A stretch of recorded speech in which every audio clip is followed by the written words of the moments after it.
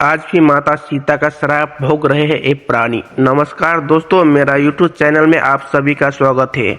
आज मैं रामायण का ऐसा घटना के बारे में बताऊंगी जिसमें माता सीता ने क्रोधित होकर इन 5 प्राणियों को दिया था श्राप, जिससे आज भी इस कलयुग में भुगत रहे हैं। दोस्तों, वाल्मीकि रामायण में राजा दशरथ के श्राद्ध से जुड़ा एक घटना है। ये घटना माता सीता द्वारा राजा दशरथ के पिंडदान से जुड़ा है।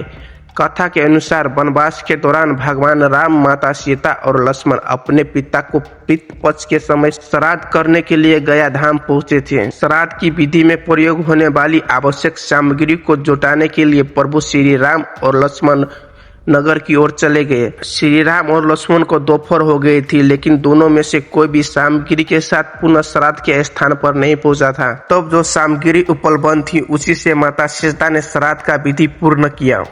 राजा दशरथ ने भी माता सीता का पिंडदान स्वीकार कर लिया, लेकिन हमारे सनातन धर्म में पिंडदान जैसा कार्य खासकर बेटा ही करता है। इसीलिए माता सीता ने वहां मौजूद बट वृक्ष, तुलसी, गाय, कौवा, फल्गु नदी और पंडित को साक्षी बनाया। जब श्री राम और लक्ष्मण वापस आया तब माता सीता ने श्राद्ध पूर्ण होने का विस्तार से बात बताई। जैसा कि हम लोग जानते हैं कि श्राद्ध जैसा कार्य पुत्र ही करता है, इसीलिए श्री राम ने श्राद्ध का विधि पूर्ण होने की साक्षी मांगी। तब माता सीता ने तुलसी, गाय, कौवा, फल्गु नदी, पंडित और बट वृक्ष को प्रमाण देने के लिए कहा।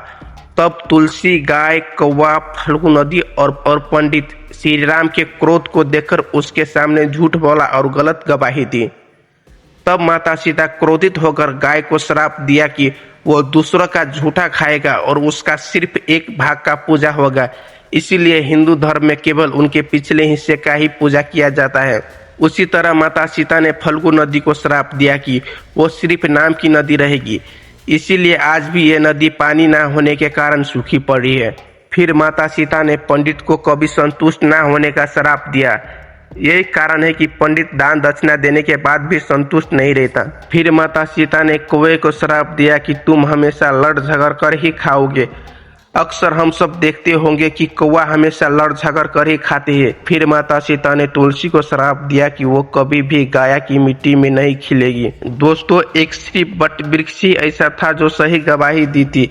तब माता सीता ने बट वृक्ष को आशीर्वाद दिया कि जो भी सुहागन अपनी पति की लंबी आयु के लिए तुम्हारी पूजा करेगा उसका पूजा सफल होगा। इतना ही नहीं दोस्तों, राजा दशरथ की आत्मा ने भी आकर गवाही दी। तो दोस्तों, वीडियो कैसा लगा हमें कमेंट में जरूर बताइए। अगर चैनल पर नहीं हो तो चैनल को सब्सक्राइब कर दीजिए। धन्यवाद।